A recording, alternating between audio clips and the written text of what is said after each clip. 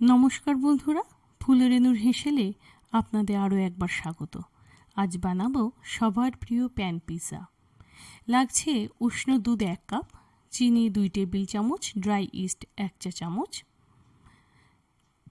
লাগছে ময়দা 250 গ্রাম, নুন 1/2 চা চামচ, গুঁড়ো দুধ 2 চা চামচ, পিৎজা সস, 3 রঙের bell peppers, black olive, mushroom, sausage, chilli flakes, oregano, লাগছে মোজারেলা চিজ। আমি এখানে একটা পরিষ্কার বাটি নিয়ে নিলাম, দিয়ে দিচ্ছি উষ্ণ দুধ।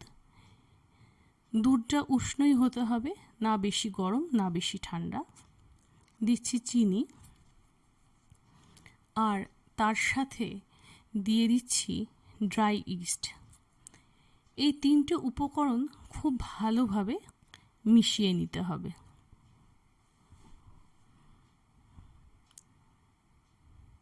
এই মিশ্রণটির ওপরেই কিন্তু নির্ভর করছে পিৎজা ডো কতটা ফ্লাফি হবে। আমি এটা ঢাকা দিয়ে রেখে দিলাম 10 মিনিটের জন্যে। 10 মিনিট পরে আমি ঢাকা তুলে দেখলাম মিশ্রণটি ঠিক এই পর্যায়ে আছে এবং পারফেক্ট আছে। ঠিক এই রকম অবস্থাতেই থাকতে হবে যদি আমরা সুন্দর একটা পিৎজা ডো বা পিৎজা বেস বা পিৎজা ব্রেড বানাতে চাই। অপর একটা বাটি নিয়ে নিলাম, সেখানে আমরা ইস্ট, চিনি এবং দুধের মিশ্রণটি ঢেলে দিলাম। এবার এতে দিয়ে দেব রিফাইন্ড ফ্লাওয়ার বা ময়দা,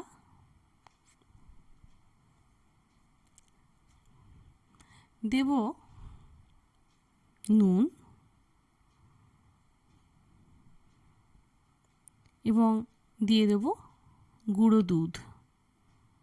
সবকটি উপকরণ আমরা খুব ভালোভাবে ধৈর্য ধরে মেখে নেব। পিৎজা ডো সব সময় খুব নরম হবে, শক্ত একেবারেই হবে না, আঠা আঠা ব্যাপারটা থাকবে। আমি এখানে মাখতে মাখতে একটু একটু করে দুধ নেব আর ময়দাটা মাখতে থাকব। ময়দাটা এতটাই নরম করে মাখতে হচ্ছে যে দেখুন হাতের মধ্যে লেগে যাচ্ছে, তবে ভয় পাওয়ার কিছু নেই, এই রকমই হবে।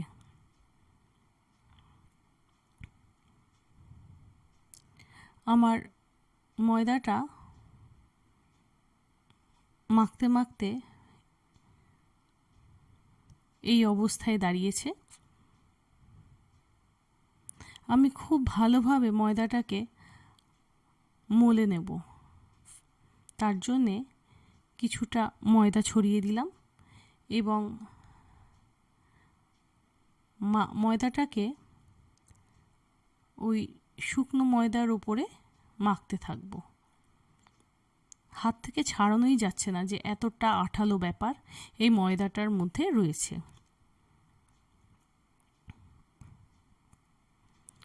আমি এখানে মাখন নিয়ে নিলাম, নিয়ে ময়দাটাকে খুব ভালোভাবে মলতে থাকবো, খুব ভালোভাবে মাখতে থাকবো যতক্ষণ না একটা সুন্দর সফট ডো তৈরি হয়ে যাচ্ছে।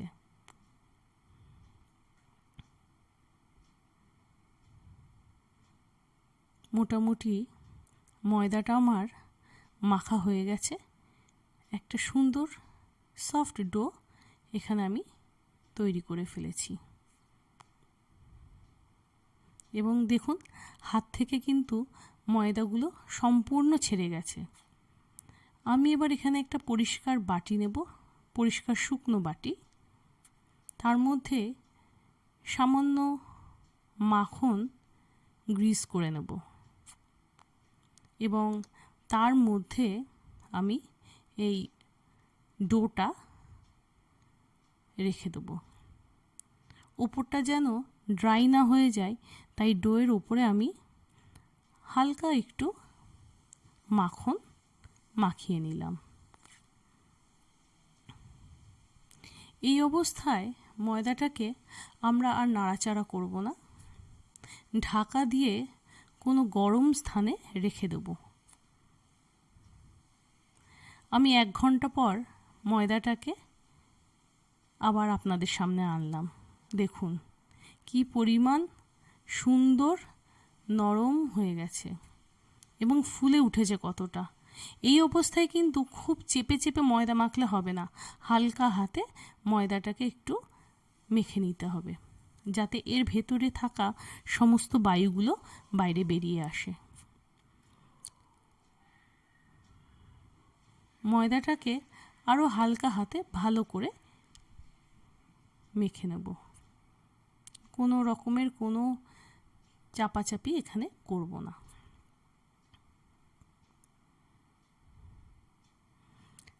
ময়দাটাকে আমি এখানে 2 ভাগে ভাগ করে নিলাম। এখানে আমি খুব সহজেই 2টো পিৎজা বানিয়ে নিতে পারবো। এরপরে আমি একটা ননস্টিক পিৎজা প্যান নিলাম, তার উপরে মাখন গ্রিস করে নিচ্ছি।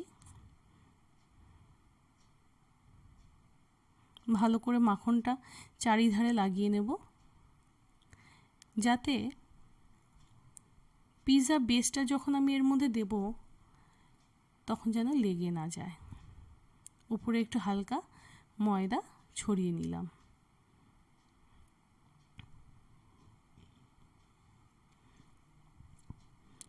এবার আমি 2 ভাগের 1 ভাগ ময়দা এখানে নেব এবং সুন্দর একটা রুটি বেলে নেব।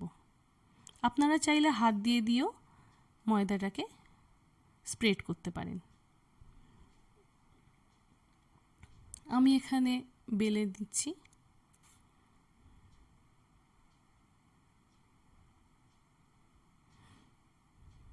খুব বেশি বড় কিন্তু এখানে বেলবো না, তাহলে আমরা যখন পিৎজা প্যানে দেব তখন আমাদের সমস্যা হয়ে যাবে।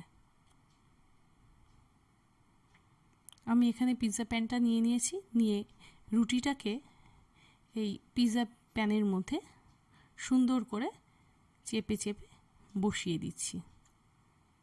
আর পিৎজার দেখবেন ধারটা একটু মোটা হয়ে থাকে, তো তার জন্যে আমি আঙুল দিয়ে দিয়ে এইভাবে ধারটা একটু চেপে চেপে মোটা করে নিচ্ছি।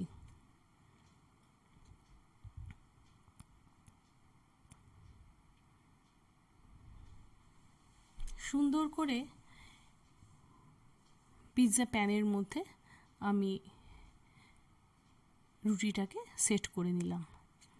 এরপর দিচ্ছি পিৎজা সস। ভালো করে এই রুটিটার উপরে সসটাকে মাখিয়ে নিলাম। পর্যাপ্ত পরিমাণে কিন্তু সস দিতে হবে, এর উপরে কিন্তু নির্ভর করছে পিৎজার টেস্টটা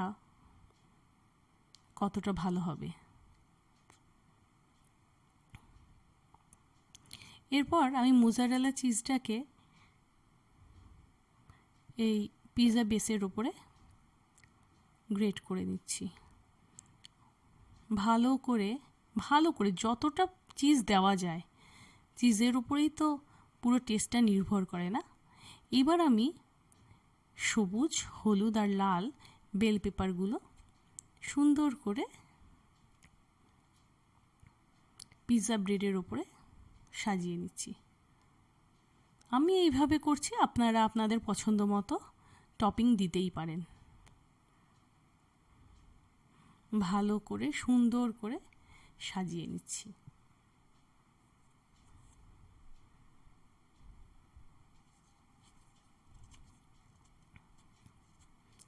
এরপর দিচ্ছি মাশরুম। বাটন মাশরুমগুলোকে লম্বা লম্বা করে কেটে আমি হালকা উষ্ণ আর নুন গোলা জলে চুবিয়ে রেখেছিলাম বেশ কিছুক্ষণ। তারপর আমি সেটা ব্যবহার করেছি। দিচ্ছি স্লাইস করা সসেজেস, ভালো করে ছড়িয়ে ছড়িয়ে দেব যাতে প্রত্যেকটা বাইটে আমরা এর স্বাদ পাই। তার সাথে দিয়ে দিচ্ছি ব্ল্যাক অলিভ। আপনারা যার যা ইচ্ছা টপিং হিসেবে ব্যবহার করতে পারেন, আমি এখানে এগুলোই ব্যবহার করলাম।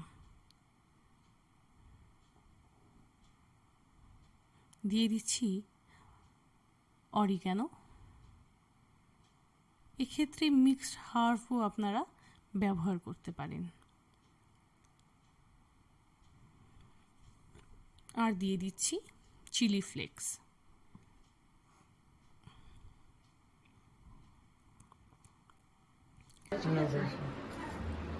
এইবার আমি মাইক্রোওভেনকে 180 ডিগ্রিতে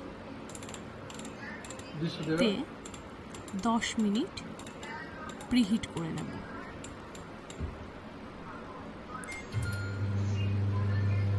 যে কোনো কিছু বেকিং করতে গেলে কিন্তু আমাদেরকে প্রিহিট করাটা মাস্ট। আচ্ছা, এখানে আমি লো র্যাক ব্যবহার করছি। দিয়ে দিলাম পিৎজা প্যানটা এবং মাইক্রোওভেন বন্ধ করে কনভেকশনে 180 ডিগ্রিতে 15 মিনিট আমি পিৎজাটাকে বেক করে নেব।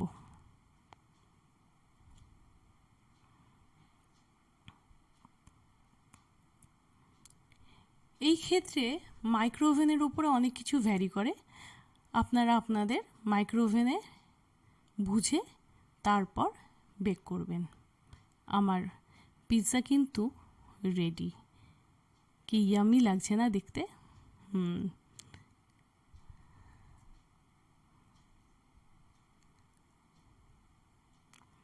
একটা পিৎজা কাটারের সাহায্যে আমি পিৎজাগুলোকে স্লাইস করে নিচ্ছি। দারুণ তৈরি হয়েছে পিৎজাটা, সত্যি বলছি। আপনারা প্লিজ বাড়িতে একবার বানাবেন এবং কমেন্ট সেকশানে গিয়ে আমাকে জানাবেন কেমন লাগলো। পিৎজা বানানো কিন্তু এমন কিছু কঠিন না, বাড়িতে অনায়াসেই বানানো যায়। আর বাড়িতে যদি একবার বানিয়ে ফেলেছেন তাহলে কিন্তু বাজার চলতি পিৎজা আপনাদের মোটেও পছন্দ হবে না। আমার অনুরোধ রইল, দয়া করে আপনারা একটিবার বাড়িতে বানিয়ে দেখবেন। কথা দিচ্ছি ভালো লাগবে। পিৎজাগুলোকে স্লাইস করে করে আমি এখানে প্লেটে সাজিয়ে নিলাম এবং আমার পিৎজা তৈরি এখানেই সমাপ্ত। আমার ভিডিওটার কিছুমাত্র যদি ভালো লেগে থাকে অবশ্যই লাইক, শেয়ার, কমেন্ট তো করবেনই, সাথে সাবস্ক্রাইব করে দেবেন। আজ আসি।